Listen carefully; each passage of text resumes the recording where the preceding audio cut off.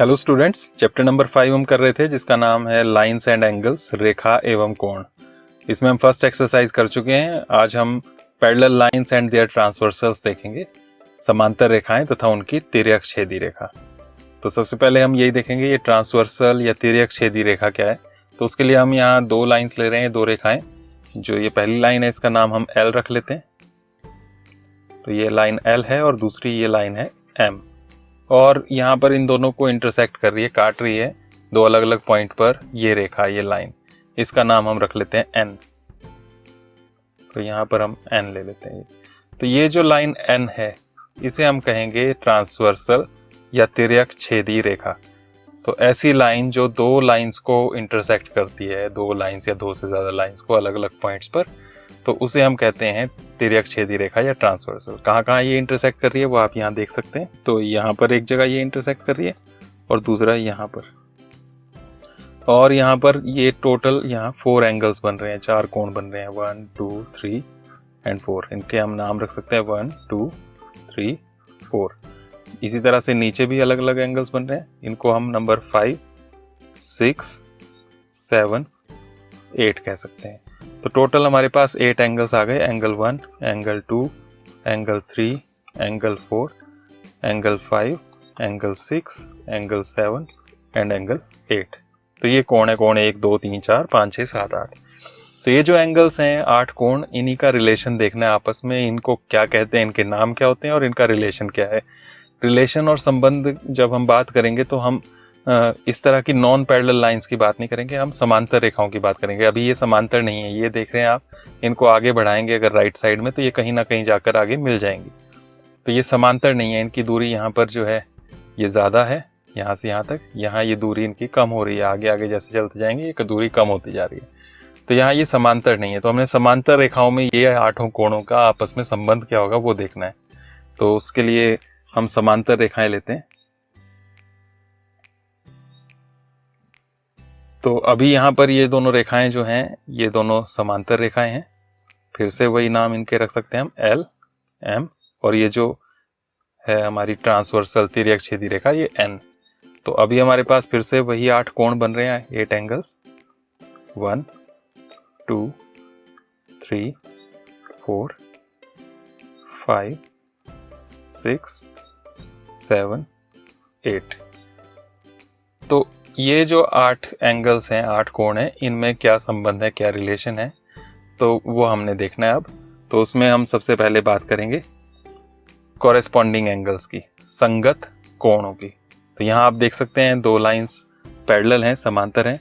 ये रेखा और ये रेखा दोनों ये समांतर हैं और ये इंटरसेक्ट कर रही है, तिर्यक रेखा है, ये ट्रांसवर्सल है। तिर्यक छेदी रेखा बोलने की जरूरत नहीं, तिर्यक रेखा भी वही मतलब होता है इसका। तो यहाँ पर इसको हम चाहें तो चेंज कर सकते हैं, किसी भी दिशा में ये हो सकती है।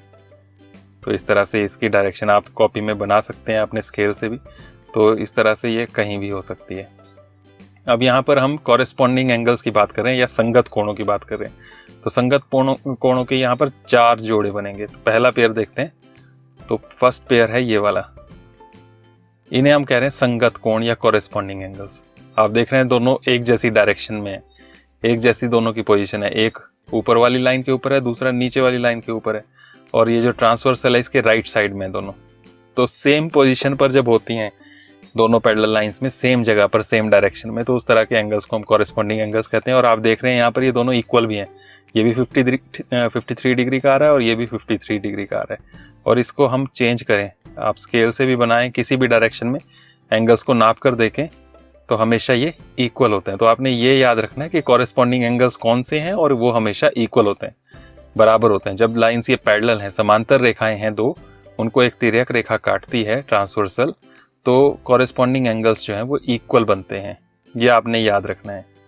ये एक पेयर हुआ। सेकंड पेयर देखें इसका, तो ये है। अब देखें फिर से सेम पोजीशन है, दोनों ऊपर की साइड ही है, दोनों लाइंस के ऊपर, और ट्रांसवर्सल के लेफ्ट साइड में, तिर्यक रेखा के बाईं ओर। अभी भी ये कॉरेस्पॉन्डिंग एंगल्स हैं, संगत कोण है, और ये भी हमेशा बराबर है, आप देख सकते हैं। थर्ड पेयर नीचे की तरफ आए तो तीसरा पेयर बनेगा। तो ये नीचे की तरफ, दोनों में नीचे की तरफ और राइट साइड में है ये भी कॉरेस्पॉन्डिंग या संगत कोण है। और ये भी बराबर है हमेशा, आप देख सकते हैं किसी भी डायरेक्शन में ले जाएं इस लाइन को, ये हमेशा बराबर रहेंगे। फोर्थ पेयर, चौथा जोड़ा ये बन रहा है चौथा युग्म, तो ये भी नीचे की साइड है, ये लेफ्ट साइड में है लेकिन ट्रांसवर्सल के। तो टोटल 4 जोड़े बने, ये सभी कॉरेस्पॉन्डिंग एंगल्स हैं, संगत कोण हैं और हमेशा बराबर होते हैं। तो संगत कोण, एक दूसरे के संगत कोण जो हैं ये हमेशा इक्वल होते हैं, ये आपने याद रखना है। Corresponding angles are always equal. जब भी दो लाइंस पैरेलल हैं, समांतर हैं, तो ये कॉरेस्पॉन्डिंग एंगल्स संगत कोण बराबर होते हैं। तो कौन से संगत कोणों की बात कर रहे हैं वो हम यहाँ पर 4 जोड़ों में से किसी की भी बात कर सकते हैं, हमेशा ये इक्वल होंगे। नेक्स्ट चलते हैं।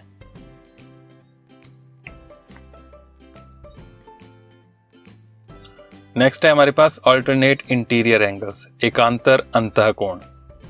एकांतर अंतःकोण, अंतः मतलब अंदर के, तो अंदर के कोणों की बात कर रहे हैं। अब अंदर मतलब ये जो 2 लाइनें हैं, समांतर रेखाएं जो हैं, ये पैरेलल लाइंस, इनके अंदर की बात कर रहे हैं। तो इस वाली लाइन के नीचे और इस लाइन के ऊपर ऊपर।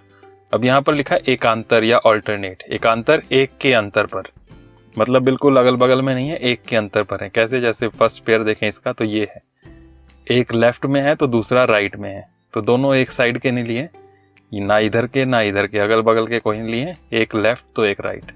और लेने हैं हमने यहीं अंदर के ही, बाहर वाले नहीं लेने, तो इन्हें कह रहे हैं हम इंटीरियर एंगल्स, अंदर के, और साथ में एकांतर, तो इनके नाम है एकांतर अंतःकोण, अल्टरनेट इंटीरियर एंगल्स। और ये भी आप देख रहे हैं कि ये भी आपस में इक्वल हैं। इसका अल्टरनेट इंटीरियर ये ऊपर वाला और ऊपर वाले का नीचे वाला, ये एकांतर अंतःकोण। और फिर से हम लाइन किसी भी डायरेक्शन में लगाएंगे, ट्रांसवर्सल जो है तिर्यक रेखा, ये हमेशा इक्वल बन रहे हैं। तो अंदर एक और पेयर भी बन सकता है इसका दूसरा जोड़ा, उसको देखें तो वो ये है, ये भी आपस में इक्वल हैं। तो यहाँ पर एकांतर अंतःकोण जो है उसके 2 जोड़े बनते हैं और दोनों आपस में ये इक्वल होते हैं अपने अपने अल्टरनेट इंटीरियर एंगल्स के। ये हुआ एकांतर अंतःकोण। अब नेक्स्ट चलें। नेक्स्ट है अल्टरनेट एक्सटीरियर एंगल्स, एकांतर बाह्य कोण। अब हम बाहर के एंगल्स की बात करेंगे, इस लाइन से ऊपर की और इस लाइन के नीचे। तो अंदर वाले देखिए अभी, वैसे ही हम बाहर वाले देखेंगे और फिर से हम एकांतर या अल्टरनेट देखेंगे, एक लेफ्ट साइड में तो दूसरा राइट साइड में। सेम साइड के नहीं लिए, सेम साइड के लेते तो वो हमारे पास कॉरेस्पॉन्डिंग एंगल्स बन रहे थे, उस तरह से हो जाना था, लेकिन वो भी तब जब ये ऊपर का लेते, दोनों ऊपर ऊपर के होते। तो हम बाहर बाहर के ले रहे हैं दोनों, और ये अल्टरनेट ले रहे हैं, एकांतर, तो इन्हें कहते हैं हम एकांतर बाह्य कोण, अल्टरनेट एक्सटीरियर एंगल्स। और ये भी आप देख रहे हैं इक्वल हैं, बराबर हैं। तो आप देख रहे हैं अभी तक हमने 3 देख लिए, कॉरेस्पॉन्डिंग एंगल्स संगत कोण, अल्टरनेट इंटीरियर एंगल्स एकांतर अंतःकोण, और अल्टरनेट एक्सटीरियर एंगल्स एकांतर बाह्य कोण। आपस में ये सभी इक्वल हैं, बराबर हैं। तो ये बराबर है। इसका सेकंड पेयर देखें तो सेकंड पेयर ये है, एक ये ऊपर वाला राइट साइड में लिया और नीचे वाला लेफ्ट साइड में, तो ये भी अल्टरनेट एक्सटीरियर एंगल्स हैं, बाहर के कोण, और ये भी इक्वल आ रहे हैं। इधर 70 डिग्री आ रहा है तो इधर भी 70 डिग्री आ रहा है। कुछ और चेंज करें, इधर 103 आया तो इधर भी 103, 103 डिग्री आया है। साथ साथ देखने दोनों, तो ये आप देख सकते हैं यहाँ पर इस तरह से। तो ग्रीन वाले का ग्रीन वाला ये, और रेड वाले का रेड वाला, तो ये एकांतर बाह्य कोण है, अल्टरनेट एक्सटीरियर एंगल्स, ये भी आपस में इक्वल होते हैं। नेक्स्ट चलें। नेक्स्ट है हमारे पास interior angles on same side of transversal. अब हम अंदर के एंगल्स की बात कर रहे हैं, लेकिन अल्टरनेट नहीं कह रहे हैं, यहाँ पर कह रहे हैं सेम साइड के इंटीरियर एंगल्स, अंतःकोण, लेकिन सेम साइड ऑफ ट्रांसवर्सल, तिर्यक रेखा के एक ही ओर के अंतःकोण। कैसे होंगे? तो अंदर वाले लेंगे, लेकिन जो ये ट्रांसवर्सल है तिर्यक रेखा, इसके एक ही साइड के लेंगे, या तो लेफ्ट के या राइट के। जैसे ही हमने राइट वाले ले लिए। अब ये राइट साइड में जो एंगल्स आ रहे हैं इंटीरियर ही हैं ये, लेकिन ट्रांसवर्सल के एक साइड ही हैं, लेकिन ये आपस में इक्वल नहीं है। लेकिन इनमें खास प्रॉपर्टी ये है कि ये एक दूसरे के सप्लीमेंट्री हैं, संपूरक हैं। 131, 49 प्लस करें तो 180 डिग्री, 180 डिग्री बनेगा ये हमेशा, अभी भी। तो इसको जहां भी आप रखेंगे ये 180 डिग्री बनेगा। ये देख सकते हैं यहाँ 80 डिग्री है, यहाँ 100 डिग्री है, टोटल करेंगे 180 डिग्री। इसी तरह से आपका ये जितना मर्जी आप चेंज करें, हमेशा इन दोनों का टोटल 180 डिग्री बनेगा। इसी तरह से इसका सेकंड पेयर भी है। दोनों ये भी एक ही साइड के हैं ट्रांसवर्सल के, अंदर के ही एक साइड के। तो ये है interior angles on same side of transversal, और इनका टोटल 180 डिग्री होता है, ये आपने याद रखना है। 180 डिग्री इनका टोटल है, चाहे लेफ्ट साइड के हो चाहे राइट साइड के हो। ये अंदर के एंगल्स की बात की इंटीरियर। इसी तरह से एक्सटीरियर का भी हो सकता है, तो वो हम नेक्स्ट स्लाइड में करते हैं। तो ये आ गया हमारे पास exterior angles on same side of transversal, तिर्यक रेखा के एक ही ओर के बाह्य कोण। अब बाहर के एंगल्स की बात करेंगे। तो आप देख सकते हैं ये बाहर के एंगल हो गए, ये ऊपर आ रहा है, ये लाइन के नीचे आ रहा है, और दोनों ट्रांसवर्सल के एक ही साइड के, दोनों राइट साइड के लिए हमने। ये इक्वल नहीं है फिर से, लेकिन इनका टोटल 180 डिग्री आएगा। तो इनका टोटल फिर से 180 डिग्री बनेगा। ये आप जितना भी चेंज करें हमेशा 180, 123 प्लस 57 आप करके देख सकते हैं, 180 डिग्री बन जाएगा। ये 147, 33, 180, ये इस तरह से यहाँ पर हमारा ये चलेगा। इसका सेकंड पेयर लेफ्ट साइड वाला जाएगा, इनका टोटल भी 180 डिग्री ही रहेगा हमेशा। तो इसे हम कह रहे हैं exterior angles on same side of transversal. तो इसके दो पेयर्स बन गए। तो इस तरह से हमने 5 टाइप के एंगल्स के यहाँ पर देखे और रिलेशनशिप्स आपस में, और उनके नेमिंग भी आपने लर्न करके रखनी है, क्या क्या नाम है, उनमें आपस में क्या रिलेशन है। तो उनको हम एक बार रिवाइज कर लेते हैं। अब आपने जो फेयर नोटबुक में नोट करना है आपने, वो यहाँ से नोट करना है। पीछे हमने अभी तक जो किया वो मैंने आपको समझाया।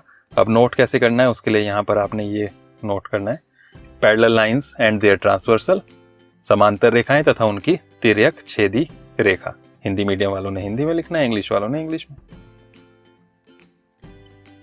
तो उसमें क्या करना है, सबसे पहले तो राइट साइड में आपने डायग्राम बनाना है। दोनों ये पैरेलल लाइंस जो हैं ये आपने बनानी है, इनका आपने नाम भी लिख लेना है, एल और एम।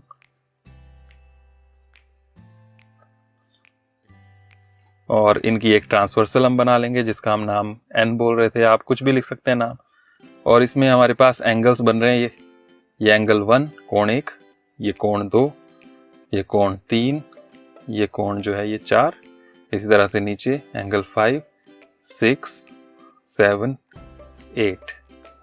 कहीं भी कोई भी नंबर आप लिख सकते हैं, लेकिन यहाँ पर मैंने 2 कलर्स यूज़ किए हैं। आप देख सकते हैं जो रेड कलर में है सारे चारों, ये 1, 3, 5 और 7, ये चारों आपस में इक्वल हैं, ये बराबर हैं।